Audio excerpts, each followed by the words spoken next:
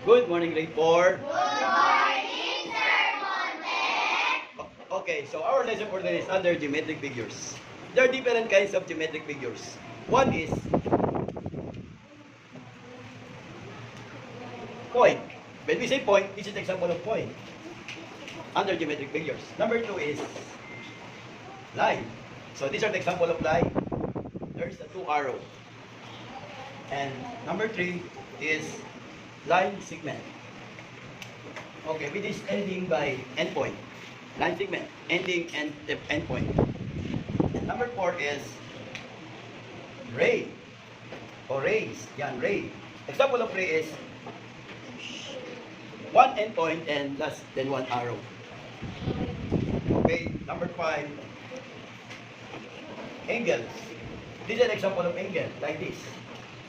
And the other one. Okay, these are the example of angle. And lastly, number 6 is plane.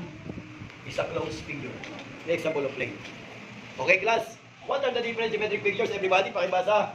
Point, line, segment, rays, angles, plane. Okay, class, do you understand from my lesson under geometric figures?